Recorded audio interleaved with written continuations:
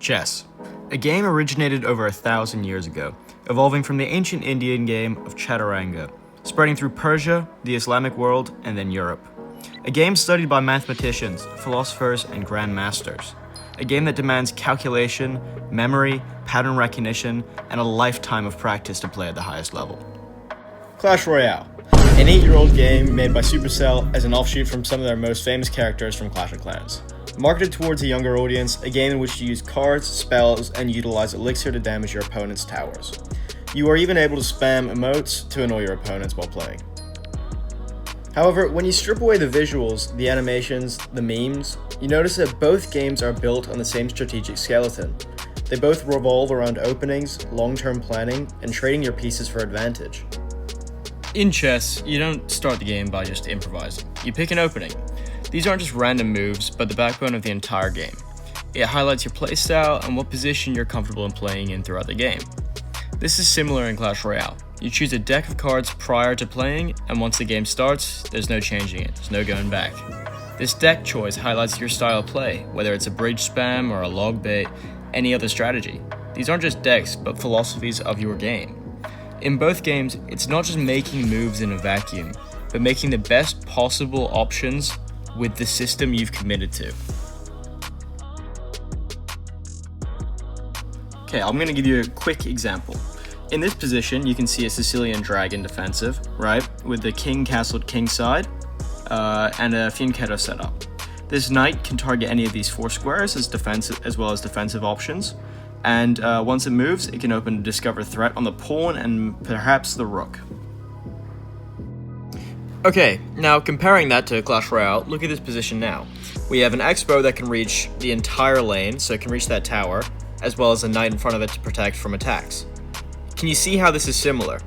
The knight in both games, right, there's a knight in both games, both defend the long-range troop that can reach the entire lane/file.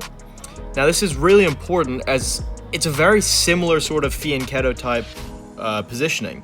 Expo has to be defended by the knight, and so does the bishop. We can see these similarities coming in. The next setup we're going to have a look at is the London system. Many people dislike the London system because it feels like they're playing the same game every time.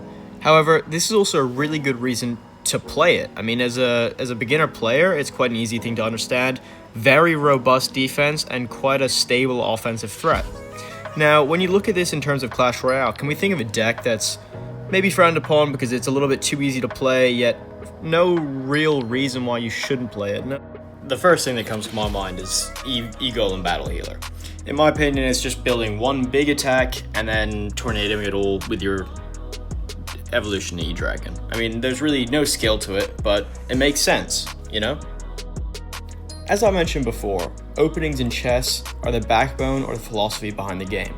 However, they're about more than just winning material. They're about development, information, and understanding what your opponent wants to play as well. The same is true in Clash Royale. Early plays aren't about tower damage, they're about learning your opponent's deck, understanding their rotation, and just identifying their win condition. At a high level, both games treat the opening as a scouting phase, not a fight. This is why in Clash Royale, being able to identify the troops that make up regular decks is such a vital skill. If you can correctly identify immediately what deck your opponent is running, you can then play cards which fit your cycle that you know they won't be able to counter. In chess, strong players use calculation, a term used to identify the best possible move in a certain scenario in the game. Grandmasters can calculate many moves in advance as their brain is almost like a supercomputer, being able to identify the best move out of a possible millions. Essentially though, for beginners, what they do is they ask themselves, what does this force, what does my opponent have available, and what position will exist 3 moves from now on. Clash Royale uses a very similar skill, but instead of calculation, it's prediction. You wonder what cards your opponent's holding, what's in their cycle, and how much elixir will they have after this interaction. A good Clash Royale player isn't just reacting to what's being played, they're acting based on what they think is about to happen as well.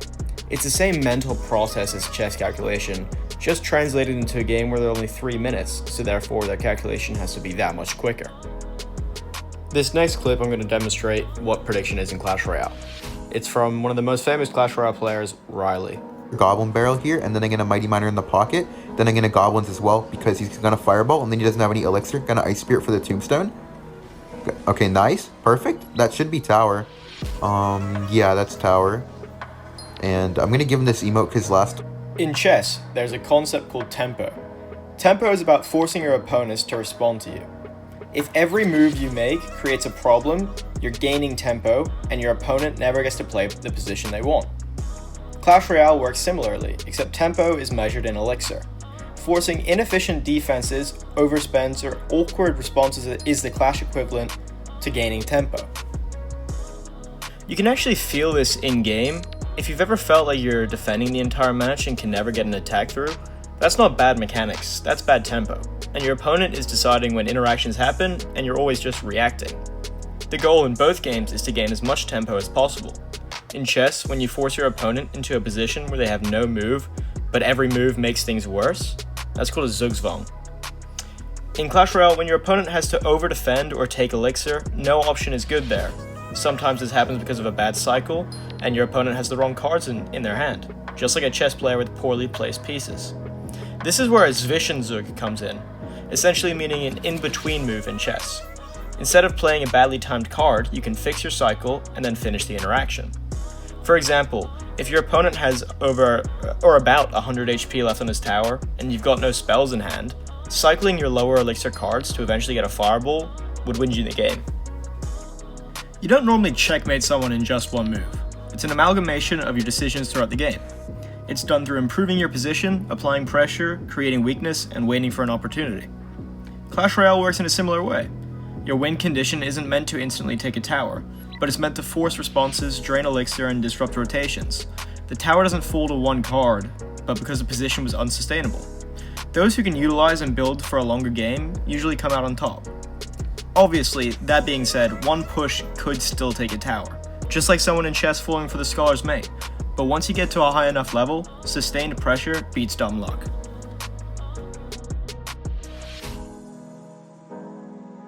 In conclusion, Clash Royale isn't the modern day chess just because the cards resemble the pieces or something surface level like that, but it's because the games both reward prediction over reaction and long-term planning.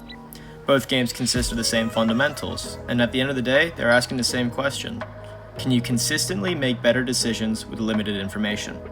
That's why Clash Royale doesn't feel like a card game. It feels like chess just played in real time. And let me end with a fact. There are more moves in chess than atoms in the observable universe. However, there are more possible outcomes in Clash Royale than is even possibly calculable.